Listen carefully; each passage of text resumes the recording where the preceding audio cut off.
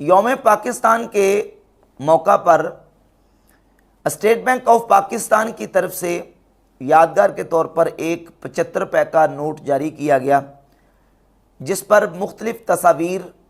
شائع کی گئیں۔ ان تصاویر میں سے ایک تصویر سر سید احمد خان علی گڑھی کی شائع کی گئی۔ اس تصویر کے حوالے سے سوشل میڈیا کے اوپر کافی باتیں ہوئیں اور سوشل میڈیا کے اوپر سر سید کی شخصیت کو زیر بحث لایا گیا۔ اسٹیٹ بینک آف پاکستان کی طرف سے اس تصویر کے شائع ہونے کی جو وجوہات بیان کی گئیں، ان میں سے ایک تو یہ کہ سر سید احمد خان علی گڑھی بانیان پاکستان میں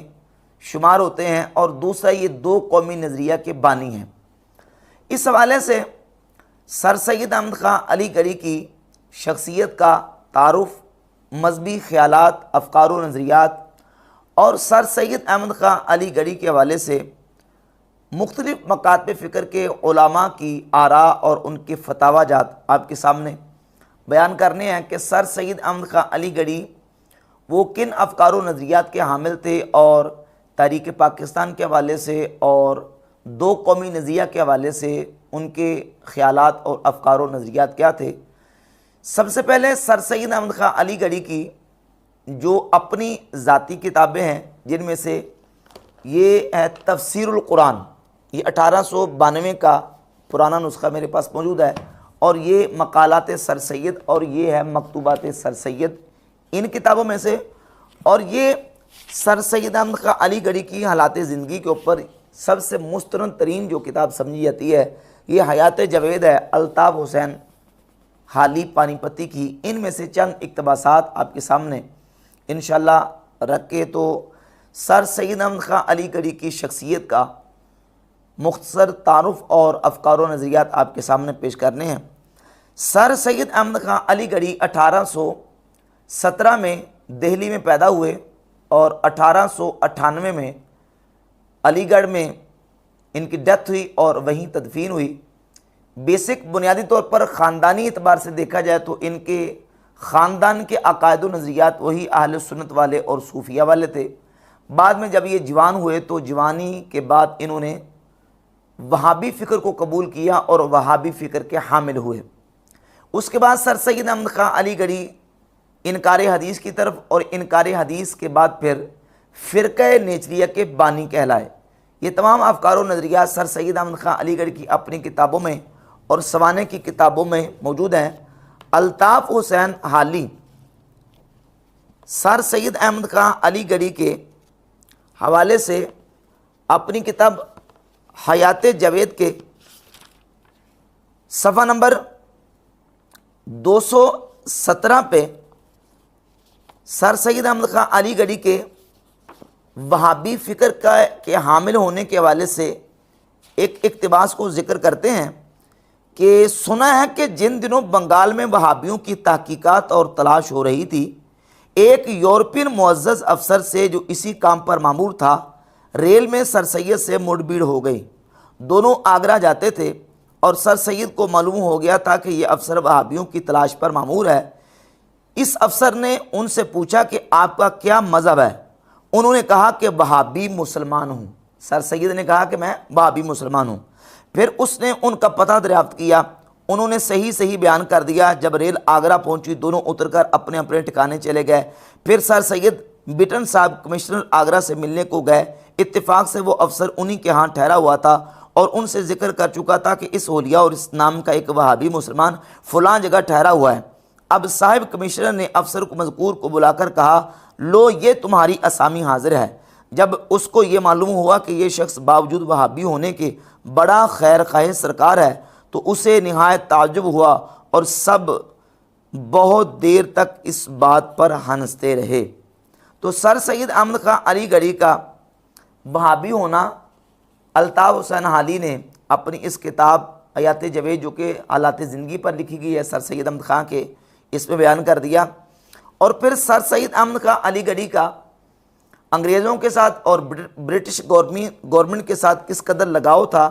حالی پانی پتی اسی کتاب کے صفحہ نمبر 176 پہ لکھتا ہے کہ سر سید نے یعنی انہوں نے جہاد کے مسئلے کی حقیقت اور جو غلط فہمیاں اس کی نسبت تھیں ان کو اچھی طرح ظاہر کیا ہے اور بتایا ہے کہ جو مسلمان انگریزی گورنمنٹ کی رعایا اور مستامن ہیں اور اپنے فرائض مذہبی بلا مزاحمت ادا کرتے ہیں وہ شریعت اسلام کی روح سے بمقابلہ انگریزوں کے نہ جہاد کر سکتے ہیں، نہ بغاوت اور نہ کسی قسم کا فساد۔ ان کو ہندوستان میں انگریزی گورنمنٹ کے زیر حکومت اسی اطاعت و فرما برداری سے از روئے مذہب اسلام رہنا واجب ہے، جیسا کہ ہجرت اولا میں مسلمان حبش میں جا کر عیسائی بادشاہ کے زیر حکومت رہے تھے۔ سر سید احمد خان علی گڑھی نے کہا کہ ہندوستان میں مسلمانوں کو انگریزوں کے زیر حکومت اسی اطاعت و فرمانبرداری کے ساتھ رہنا واجب ہے، جس طرح ہجرت اولا میں مسلمان حبشہ کے بادشاہ نجاشی کے زیر حکومت جا کے رہے تھے۔ اور صفحہ 176 کے آخر میں لکھا ہے کہ وہابی وہ ہے جو خالصتاً خدا کی عبادت کرتا ہے، موحد ہو اور اس کا اسلام ہوائے نفسانی اور بدعات کی آمیزش سے پاک ہو۔ اس کو یہ کہنا کہ وہ ہمیشہ درپردہ تخریب سلطنت کی فکر میں اور چپکے منصوبے باندھا کرتا ہے اور غدر اور بغاوت کی تحریک کرتا ہے، محض تہمت ہے۔ اور ہم اس وقت بہت سے ایسے آدمی نشان دے سکتے ہیں جو سرکار کے ایسے ملازم ہیں کہ ان سے زیادہ سرکار کا خیرخواہ اور معتمد کوئی نہیں۔ بئیں ہما وہ اپنے تئیں علل اعلان اور بے تعمل فخری طور پر وہابی کہتے ہیں، اور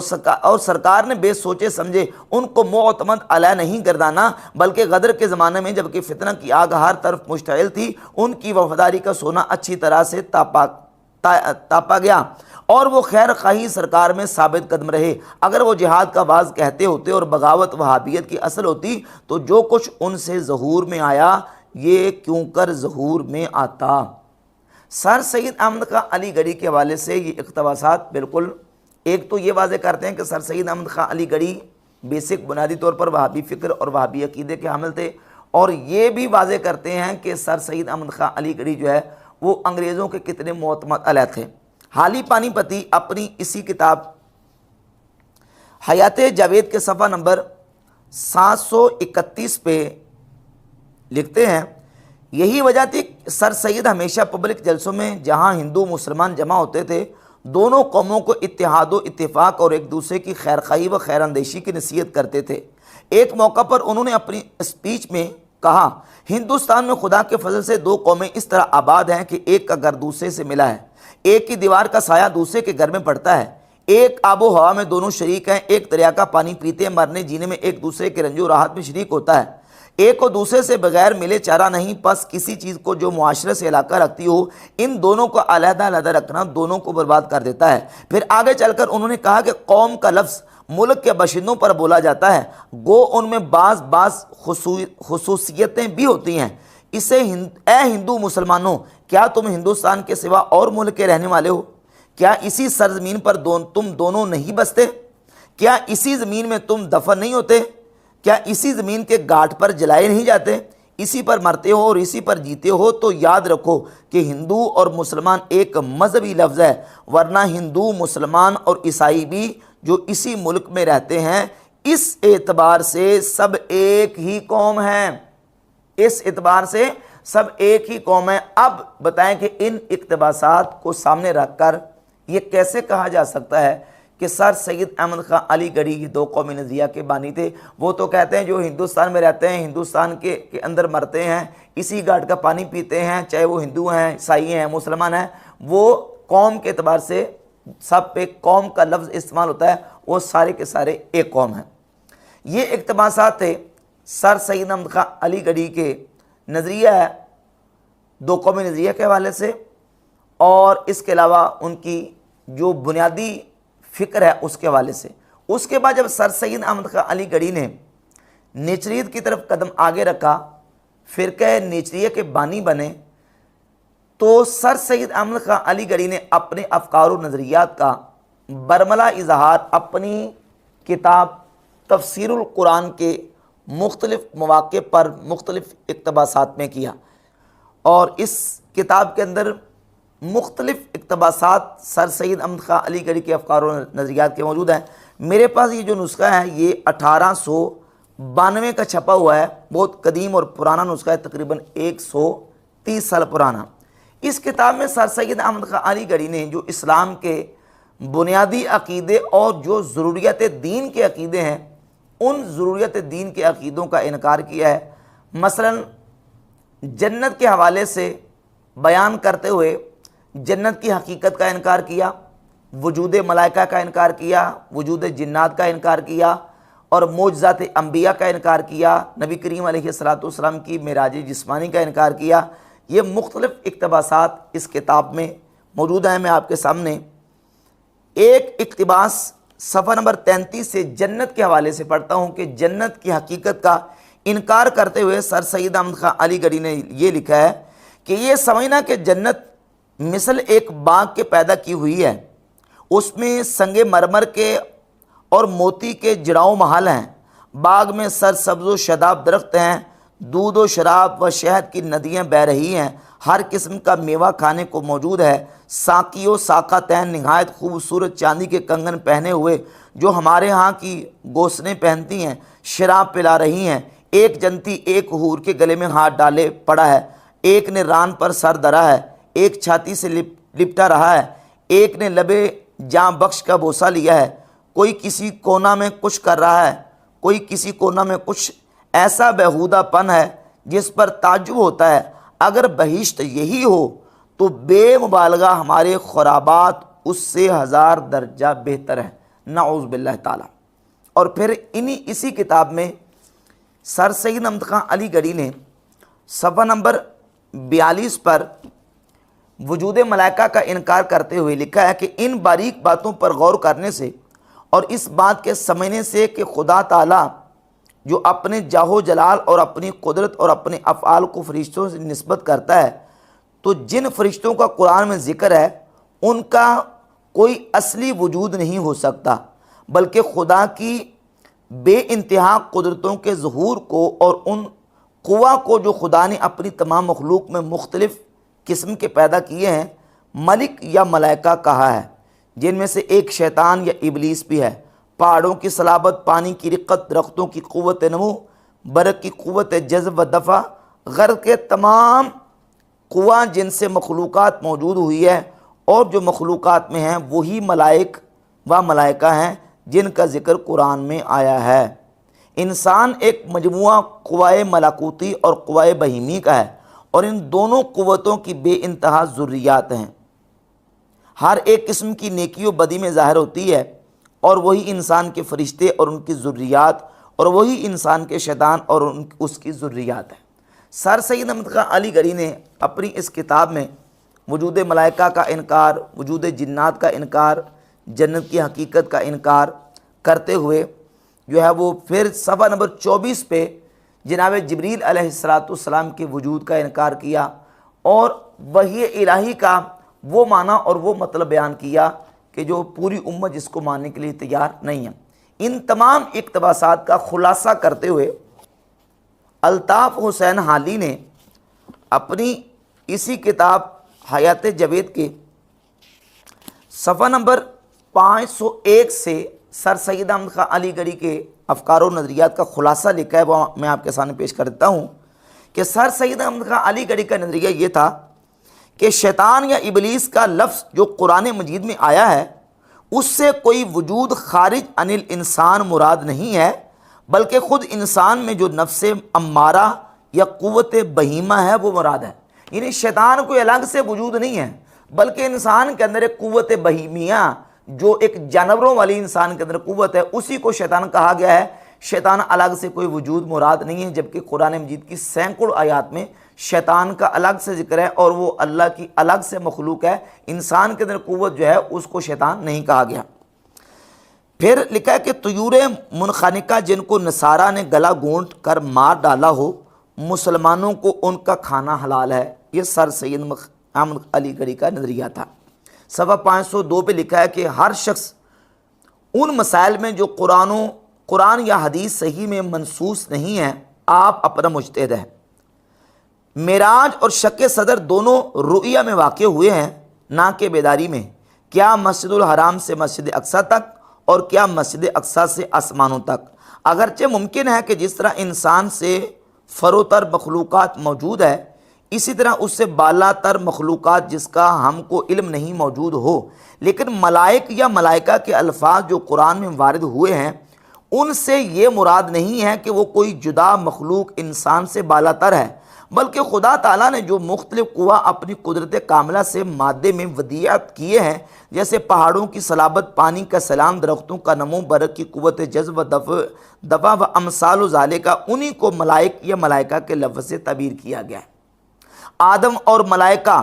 اور ابلیس کا قصہ جو قرآن میں بیان ہوا ہے یہ کسی واقعے کی خبر نہیں ہے، بلکہ یہ ایک تمثیل ہے، یعنی حقیقت میں واقعہ ہوا ہی نہیں تھا، بلکہ اللہ تعالیٰ نے ایسے مثال دے کے سمجھایا ہے۔ آدم علیہ السلام اور ابلیس کا کوئی واقعہ، وہ سجدہ کرنے کا وہ پوری ڈیٹیل قرآن میں جو آئی ہے، یہ حقیقت میں کوئی واقعہ نہیں ہے۔ 503 پہ حالی پانی پتر نے لکھا ہے کہ معجزہ دلیل نبوت نہیں، قرآن میں حضرت صلی اللہ علیہ وسلم سے کسی معجزہ کے صادر ہونے کا ذکر نہیں ہے، اور اسی طرح قرآن میں کوئی لفظ ایسا نہیں ہے جس سے حضرت عیسیٰ علیہ السلام کا زندہ آسمان پر اٹھایا جانا ثابت ہو۔ شہداء کی نسبت جو قرآن میں آیا ہے کہ ان کو مردہ نہ سمجھو بلکہ وہ زندہ ہے، اس سے ان کا علو درجات اور روحانی خوشی اور دنیا میں مثال قابل تقلید چھوڑنا مراد ہے، نہ یہ کہ وہ در حقیقت زندہ ہے۔